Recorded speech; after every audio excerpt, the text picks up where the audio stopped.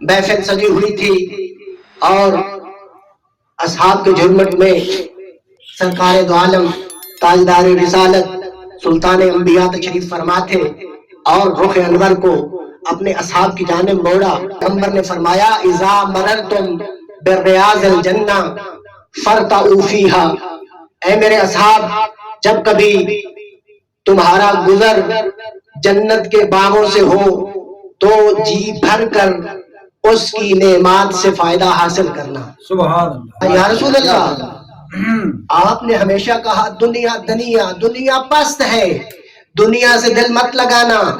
تم مومن ہو، صاحبان ایمان ہو، صاحبان تقوی ہو، اور تم وہ ہو جنہوں نے صادقین کی معیت کو اختیار کیا ہے. تمہارا مقام ان سے کہیں بالا تر ہے جو دنیا میں دل لگا کے بیٹھ جاتے ہیں. تمہاری ارزش، تمہاری قیمت، منزلت یہ نہیں ہے کہ تم دنیا سے دل لگا لو. یا رسول اللہ ابھی تک تو ہم نے یہی سنا، اب آپ فرما رہے ہیں کہ اس پس دنیا میں جنت کے باغات، کیا ایسا ممکن ہے کہ ایک پست مقام پر اعلیٰ عرفہ باغات ہوں، مقامات ہوں؟ فرما ہاں کیوں نہیں. لا قالوا ما هي ریاض الجنہ. اے پیغمبر آپ ہی بتا دیجئے، آپ ہی فرما دیجئے کہ وہ جنت کے باغات کیا ہیں.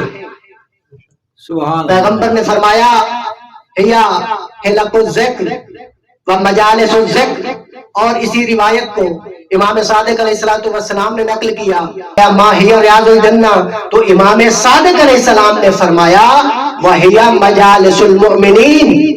معصوم فرمانا چاہ رہے ہیں، اب وہ معصوم نبی ہوں یا معصوم امام ہوں، وہ بتانا چاہ رہے ہیں اپنے عاشقوں کو، اپنے متوالوں کو، اپنے چاہنے والوں کو، اپنے محبوں کو یہ بات ذہن سے نکال دیجئے.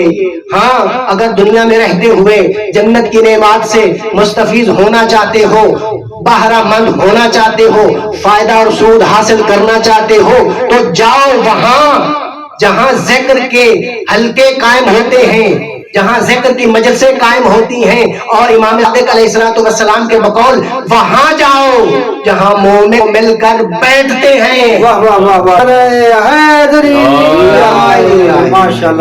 جہاں مومن مل کر بیٹھتے ہیں، جہاں مومن مجالسہ کرتے ہیں، وہی تو جنت کے باغات ہیں.